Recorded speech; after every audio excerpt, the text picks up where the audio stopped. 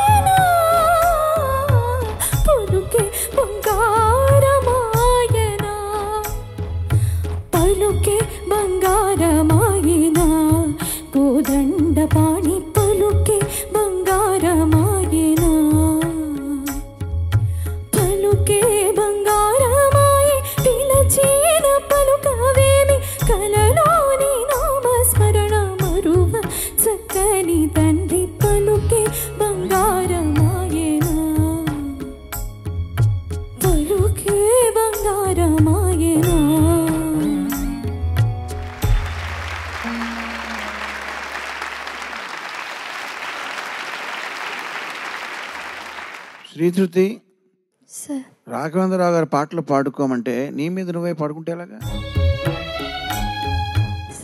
నీ మీద నువ్వు పాడుకుంటున్నావా? అన్నమయ్య పాట పట్టాభిషేకం కార్యక్రమంలో మిమ్మల్ని అందరినీ ఏమని పిలిచేవాడిని నేను? మరి ఉడతా భక్తి అంటే అది నీదేనా? అందుకనే ఇది సెలెక్ట్ చేస్తున్నావు ఈ పాట. అంటే రాముడికి అలాగే వెంకటేశ్వర స్వామికి ఎంతో ఇష్టంగా, నాకు చాలా ఇష్టం కాబట్టి. అండ్ అలాగే చాలా చక్కగా పాడమ్మా. ధన్యవాదాలు సార్. మీ పాటలు బాగా ఇష్టం అని అంటారు. అసలు నేను మీ ఫ్యాన్ అని అంటారు. నేను దాన్ని పెద్ద తీసుకోను హార్ట్కి. ఎందుకంటే సెలబ్రిటీలకు చాలామంది ఫ్యాన్లు ఉంటారు. వాళ్ళు తెర మీద కనబడితే ఫ్యాన్ అయిపోతారు. నేను నన్ను పట్టించుకోను. నేను ఒక చిన్న నవ్వు నవ్వి థ్యాంక్స్ అంటాను నేను. మీ పాటలు అంటే బాగా ఇష్టం అంటారు. కొంచెం ఫిల్టర్ పడింది, కానీ అది కూడా జనరిక్కే. కొంతమంది ఏమంటారంటే మీ తెలుసా మనసా ఇష్టం అండి, లేకపోతే మీ ఇంకోటి జామరాత్రి ఇష్టం అండి, కొన్ని పాటలు పడికట్టుగా కొన్ని ఉంటాయి, లేకపోతే మీ పెళ్లి సందడి ఇష్టం, ఇలా చెప్తుంటారు. కొంచెం నేరో అయింది, కానీ దాన్ని కూడా నేను పట్టించుకోను.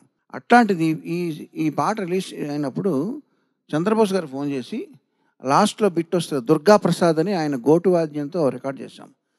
డే డేడా అని వస్తుంది.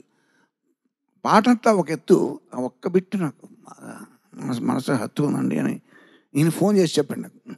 నేను చంద్రబోస్ గారి టాలెంట్ ఏంటో ఆయన పాటలు చెప్తాయి. వీళ్ళు పెళ్లి సందడి నుంచి నాకు రాస్తూ ఉన్నారు. So is a talented person, అంతవరకు ఓకే.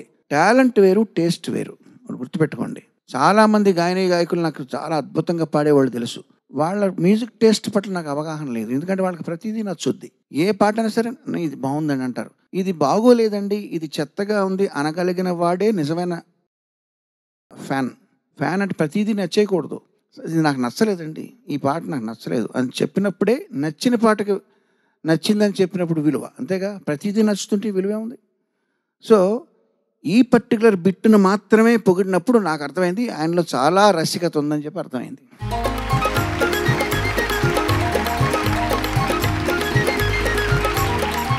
సో ఒక్కొక్కసారి ఒక్కొక్క సంఘటనలో మనకు కొంతమంది గురించి అలా అర్థమవుతూ ఉంటుంది.